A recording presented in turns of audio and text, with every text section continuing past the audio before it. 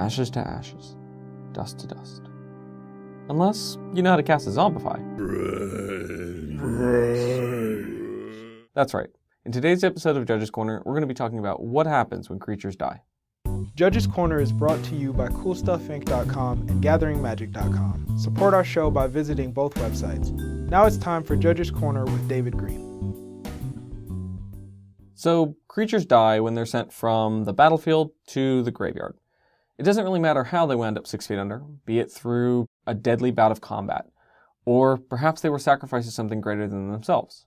Maybe they became violently ill, or maybe they were just outright destroyed. So long as they go from the battlefield to the graveyard, they're considered to have died. And then, of course, anything that cares about that will occur. So next, let's go ahead and take a look at some things that care about creatures dying. So, if a doomed traveler were to face off against an annoyed Liliana of the Veil, Liliana's -2 effect will cause the ill-fated human to die and release its soul. Murder it, and you'll find a lingering spirit raised from the traveler's dead body. Sicken it by giving it -1/-1, and the traveler will haunt you. Beat our weary traveler to death, and his soul will remain. Basically, just like I said, if a creature from point A, the battlefield, then goes to point B, the graveyard, that creature will die. And, of course, in this case, it'll trigger, leaving a 1/1 flying spirit creature token in its place. But if you send our traveler on a journey to nowhere, you'll find he takes his soul with him into exile. Should Liliana cause him to be discarded, then you'll see that he never actually manifests a soul on the battlefield because he never died. Boomerang him from whence he came, or even further, grip-tide him to before he was even thought up, or even counter him straight out, and you'll find that his soul stays with him. What I'm trying to say is that when a doomed traveler goes from the battlefield to the graveyard, he will trigger because he died in all of the first group of our examples. But in our second group of examples, he never died because being exiled or discarded or bounced or tucked or countered does not result in the creature being sent from the battlefield to the graveyard. Of course, there are a couple of things that will trigger, even if they are exiled or boomeranged, like Faceless Butcher or Angel of Serenity. But that's because their effects don't care if they die, because they specifically say when they leave the battlefield.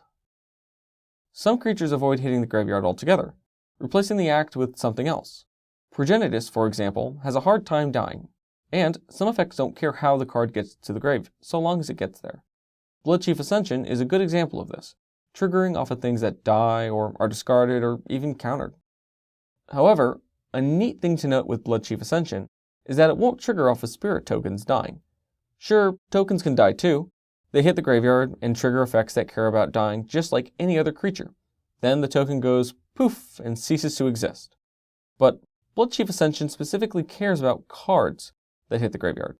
That means real magic cards with real magic backs from real magic sets, not tokens generated by other cards or effects, even if they are an identical copy to a real card, just like with a copy of Pack Rat.